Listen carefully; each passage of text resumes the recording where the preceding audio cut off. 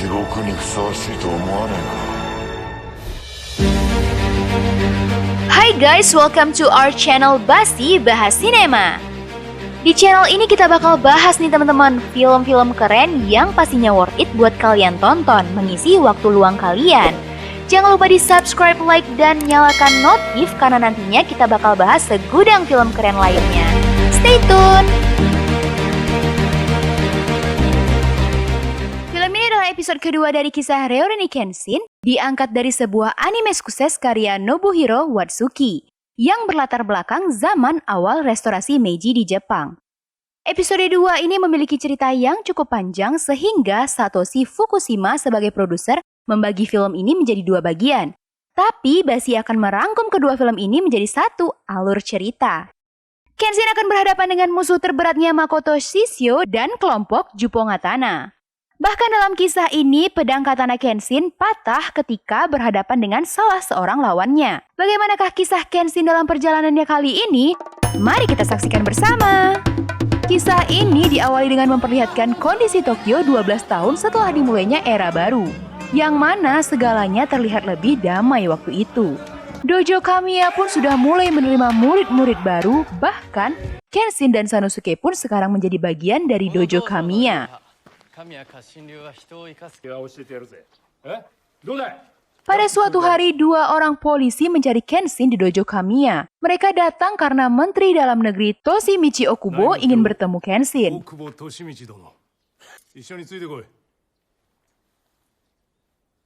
Kenshin dan Sanosuke pun datang mengunjungi Okubo. Ternyata Okubo memanggil Kenshin karena Makoto Shishio yang merencanakan suatu kejahatan. Okubo pun lalu menceritakan masa lalu Shishio. Dia adalah seorang samurai yang kejam. Pada pertempuran Toba Fushimi, dia merupakan pendukung pemerintahan baru. Akan tetapi, ketika pasukan Kaisar Meiji memenangkan pertempuran, Shishio malah dibunuh oleh teman-temannya sendiri. Setelah perang usai, pasukan pemerintah membakar mayat-mayat korban perang, termasuk juga Makoto Shishio yang sudah mereka bunuh. Tapi tak lama setelah itu salju pun turun sehingga api pun padam. Ternyata Shishio belum mati. Dia masih hidup dan berusaha meninggalkan tempat itu dengan tubuh dipenuhi luka bakar. Setelah selamat dari pertempuran itu, Shishio bersembunyi di Kyoto dan mengumpulkan para pembunuh bayaran. Dia membuat pasukan dengan tujuan menggulingkan pemerintahan baru. Okubo meminta bantuan Kenshin untuk meringkus Shishio karena sudah beberapa kali polisi gagal menangkapnya. Keesokan harinya, Toshimichi Okubo yang sedang dalam perjalanan didatangi oleh anak buah Shishio yaitu Sojiro Seta. Dengan mudah Sojiro menyelinap ke kereta Okubo. Tak lama setelah itu perjalanan Okubo dihadang oleh sekelompok pemberontak. Tapi ketika mereka membuka pintu kereta, ternyata Okubo sudah mati. Dia dibunuh oleh Sojiro tanpa ada yang tahu. Kenshin yang mendengar kabar itu datang ke kantor polisi. Inspektur Kawaji mengatakan ini adalah perbuatan Makoto Shishio. Kawaji mengajak Kenshin ke ruang belakang. Ternyata di sana terbujur banyak mayat-mayat polisi yang diduga dibunuh oleh komplotan Shishio. Kepala polisi Fujita Goro juga ada di sana. Kenshin kembali ke Dojo Kamiya menemui Kaoru.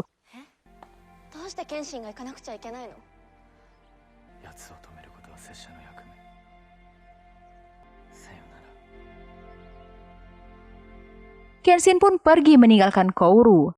Ketika Sanosuke mengetahui kepergian Kenshin, dia menjadi uring-uringan. Ia marah karena Kenshin pergi sendiri dan tidak mengajaknya. Sanosuke pergi berjalan-jalan untuk melepaskan kekesalannya. Di tengah jalan, ia bertemu seorang pria yang menanyakan Himura Batosai. Sanosuke yang sedang kesal malah menantang pria itu berkelahi. Ternyata kemampuan orang itu jauh di atas Sanosuke. Ketika Sanosuke sedang dihajar, tiba-tiba Megumi muncul di tempat itu. Megumi berteriak menghentikan pertarungan. Pria itu menoleh lalu mendatangi Megumi. Dia langsung mengancam Megumi dan menanyakan Batosai. Tapi Megumi menjawab dia tidak tahu tentang Batosai. Pria itu melepaskan Megumi lalu pergi meninggalkan tempat itu. Sementara itu Kenshin yang sedang menuju Kyoto sudah sampai di Odawara, sebuah desa yang merupakan titik singgah kota-kota besar di Jepang. Kenshin beristirahat di pinggir sebuah sungai. Tiba-tiba datang seorang gadis mencuri pedang Sakaba dan melarikan diri. Gadis itu melarikan diri dengan cepat, tapi ternyata Kenshin lebih cepat dan berhasil mengambil pedang Sakaba kembali. Si gadis menjadi marah dan menyerang Kenshin. Kenshin hanya berusaha menghindar tanpa membalas serangan si gadis. Pada satu kesempatan, gadis itu berhasil memegang pedang Sakaba dan berusaha merebutnya, tapi yang ia dapat hanya sarungnya. Sementara pedang terhunus berada di tangan Kenshin. Kenshin memperlihatkan bahwa pedangnya bermata terbalik, gadis itu terkejut melihatnya. Ia tidak berminat lagi untuk mengambil pedang Sakaba. Ia pun memberikan sarung pedang kepada Kenshin dan pergi. Belum jauh si gadis berjalan muncul seorang anak kecil meminta tolong kepada Kenshin. Kenshin dan gadis itu mengikuti si anak ke tempat kakaknya yang terluka parah. Kakak si anak meminta Kenshin untuk menyelamatkan desanya dan menjaga adiknya yang ternyata bernama Eiji. Kemudian si kakak pun menghembuskan nafas terakhirnya. Kenshin dan si gadis mengikuti Eiji kembali ke desanya. Sampainya di sana, mereka melihat kedua orang tua Eiji digantung di tengah desa. Tiba-tiba muncul sekelompok orang mengepung mereka. Terjadilah pertempuran antara Kenshin dan orang-orang ini. Walaupun dikeroyok, Kenshin dengan mudah menjatuhkan lawan-lawannya. Setelah mengalahkan semua lawannya, Kenshin pun menurunkan mayat kedua orang tua Eiji. Tiba-tiba muncullah Sojiro Seta. Ia memuji Himura Batosai yang mampu mengalahkan banyak orang sendirian. Fujiro mengatakan bahwa Shishio ingin menemuinya. Sesampainya di tempat Shishio, Kenshin menanyakan apa tujuan Shishio sebenarnya. Shishio mengatakan ia akan mengambil alih Jepang karena dia tidak suka pemerintahan yang lemah. Shishio pun mengatakan ia kecewa melihat Kenshin. Pedang Kenshin bukanlah pedang seorang Batosai. Kemudian dia memberikan pedangnya kepada Sojiro lalu pergi meninggalkan tempat itu. Sojiro menantang Kenshin bertarung. Ia menghunus pedang yang diberikan Shishio dan bersiap menyerang Kenshin. Pertarungan pun dimulai. Anehnya selama bertarung, Sojiro selalu tersenyum dan seperti sedang bermain-main.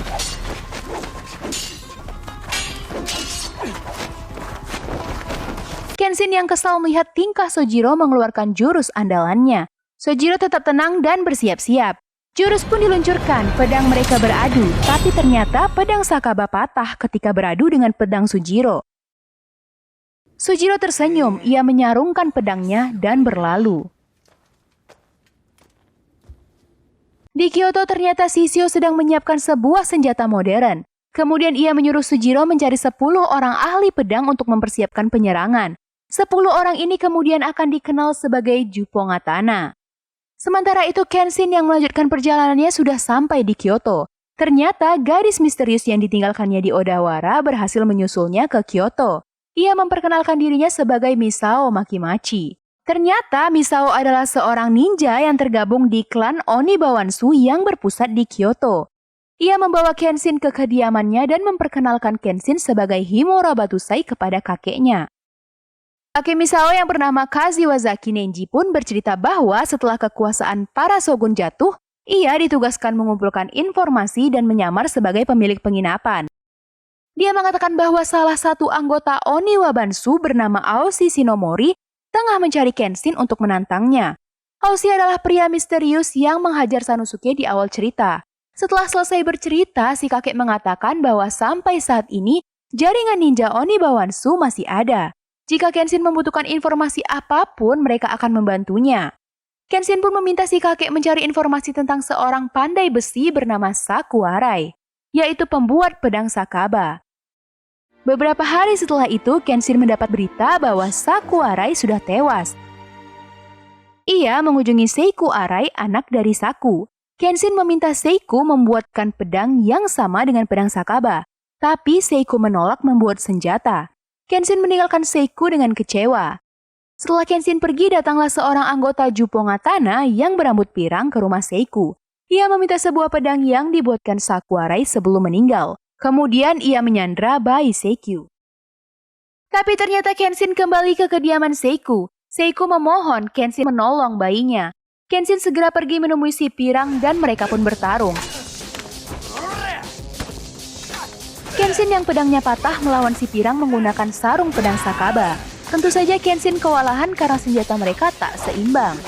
Akhirnya mereka berdua sama-sama terguling di tangga dan jatuh di halaman kuil. Pada saat yang sama muncul Kouru dan Yohiko. Kouru heran melihat Kenshin tidak memegang pedang. Lalu muncullah Seiko membawa sebuah pedang yang dibuat oleh ayahnya sebelum meninggal. Seiko melemparkan pedang itu kepada Kenshin. Dengan sigap Kenshin pun menangkapnya. Tapi Kenshin ragu mencabut pedang itu karena ia tidak mau membunuh lagi. Si pirang menertawakannya. Ia berjalan menuju ke arah bayi Seiko dan berniat membunuh si bayi. Kenshin akhirnya marah dengan kecepatan yang luar biasa. Kenshin mencabut pedang dan menebas leher si pirang. Kenshin nampak menyesal karena terpaksa membunuh lagi. Tapi Yohiko menyadari bahwa pedang yang dipegang Kenshin adalah pedang Sakaba yang bermata terbalik. Si pirang tidak mati. Tak lama muncullah istri Seiko yang membawa polisi. Si pirang yang sudah kalah pun ditangkap polisi. Kemudian Seiko bercerita bahwa ayahnya menempa 2 pedang.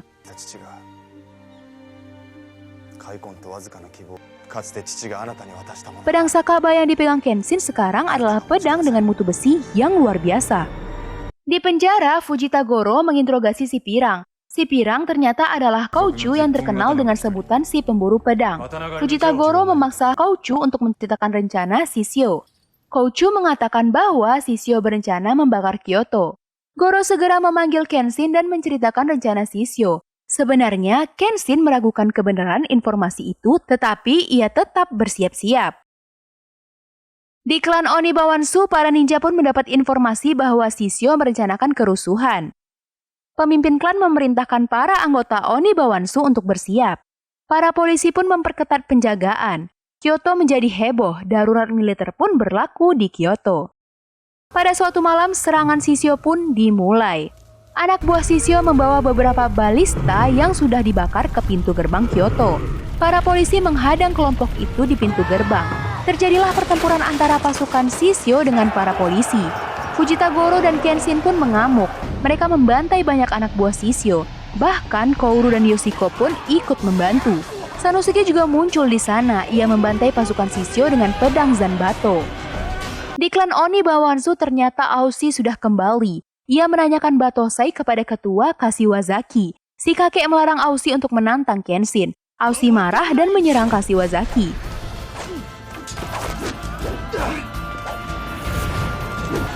Ketika Aoshi berhasil mematahkan pedang si kakek, Kashiwazaki mengeluarkan sepasang tonfa andalannya.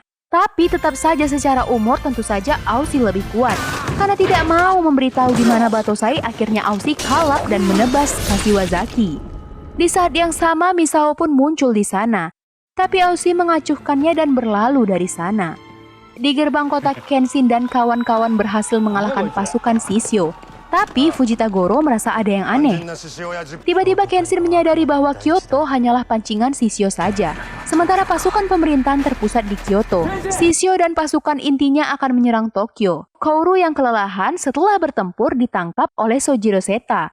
Kenshin segera berlari dengan maksud menuju Tokyo, tapi di jalan ia hampir tertabrak oleh kuda Sojiro yang sedang melarikan Kouru.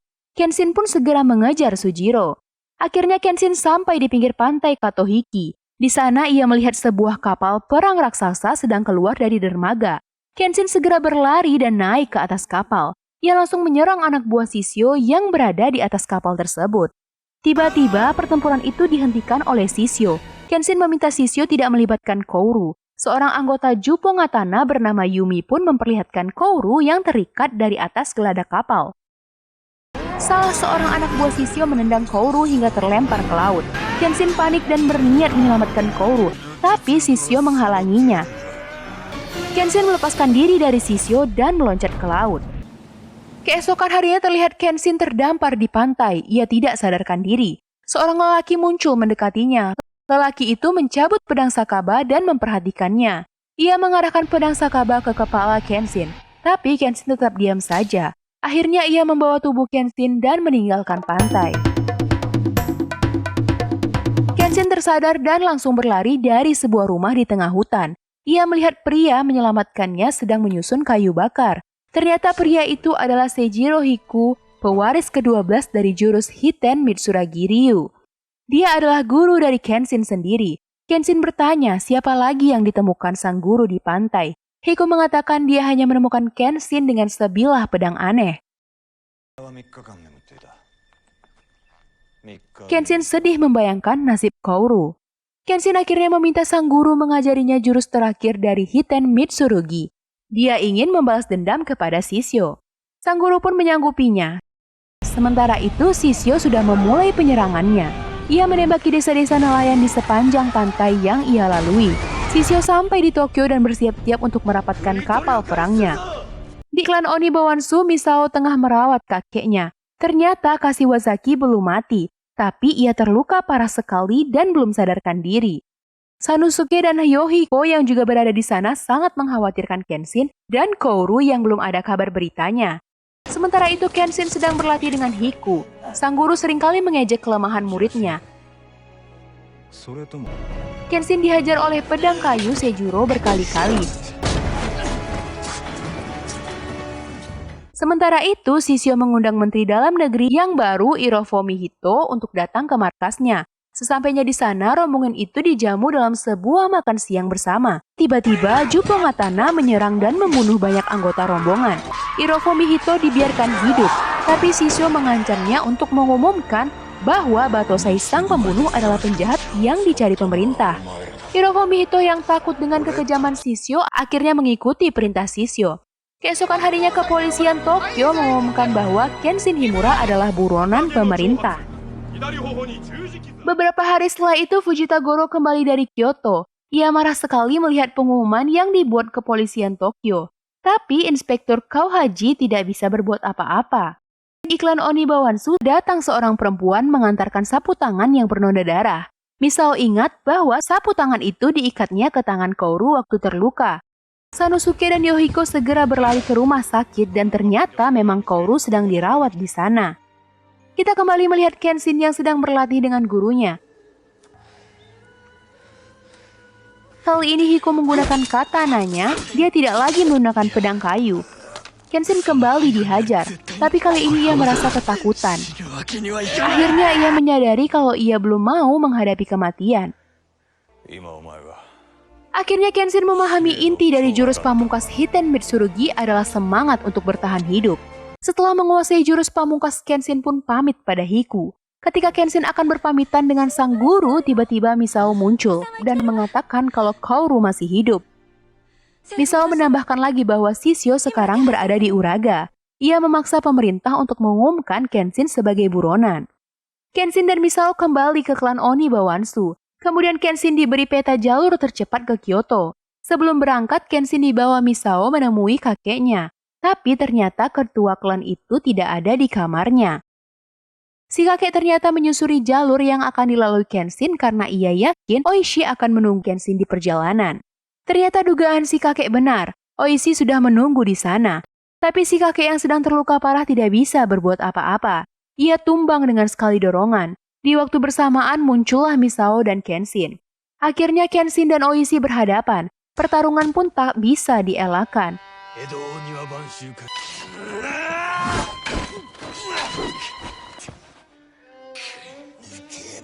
Tiba-tiba, Aushi sangat marah sekali karena Misao membokongnya dengan senjata rahasia. Kenshin marah melihat Aushi menyerang Misao. Ia mengamuk dan menghajar Aushi dengan jurus pamungkas. Aushi pun dijatuhkan, tapi semangatnya membuat ia bangkit kembali. Sayangnya tenaganya sudah tidak ada, akhirnya ia pun terkapar di tanah. Kenshin pun melanjutkan perjalanan untuk menghentikan Shishio sementara Aushi yang terluka dirawat oleh Misao. Kenshin yang sudah sampai di dojo Kamiya sedang berbicara dengan Megumi. Tiba-tiba datang puluhan polisi yang hendak menangkapnya. Kenshin tahu para polisi itu takut tapi mereka terpaksa demi tugas. Akhirnya Kenshin menyerah dan meletakkan pedang Sakaba. Tapi setelah Kenshin meletakkan pedang, para polisi itu benar-benar memukulinya. Sesampainya di kantor polisi, Kenshin dibawa menjumpai Menteri Dalam Negeri Hirofumi Hito.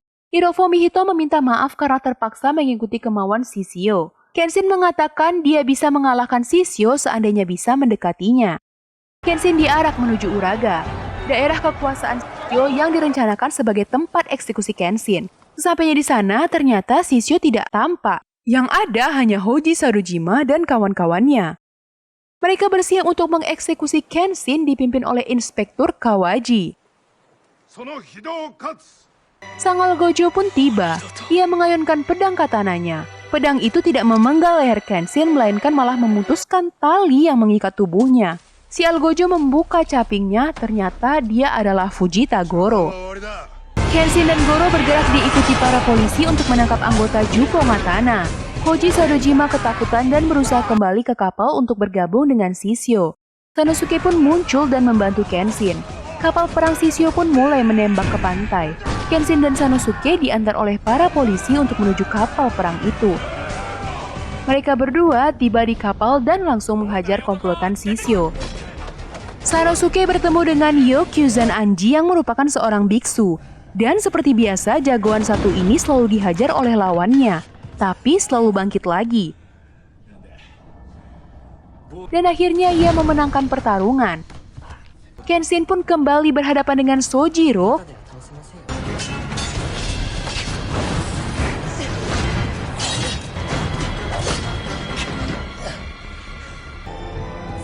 Kali ini Kenshin lah yang mematahkan pedang Sojiro. Sojiro kesal sekali karena dikalahkan Kenshin. Tiba-tiba para polisi di pantai menembak kapal Shishio dengan meriam. Inspektur Kawaji marah karena Kenshin dan Sanosuke masih berada di dalam kapal. Ternyata itu adalah perintah dari Hirofumi Hito. Sementara itu di atas kapal, Kenshin dan Shishio akhirnya berhadapan. Shishio memiliki tenaga panas yang luar biasa. Ia bisa membuat pedangnya menyemburkan api. Kenshin berusaha mengimbangi Shishio dengan kelincahannya, sampai Shishio berhasil menangkap Kenshin dan menggigitnya lalu membanting Kenshin. Ketika Kenshin terkapar, muncullah Fujita Goro di sana. Ternyata dia menyusul Kenshin ke kapal. Shishio menyerang Fujita Goro dengan ganas sekali.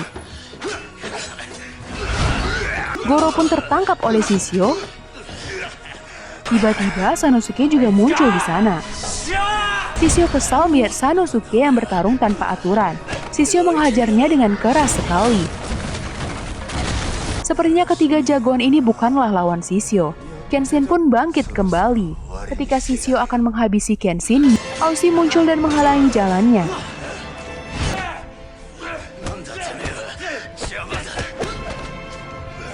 Akhirnya mereka mengeroyok Shishio yang memang sangat kuat.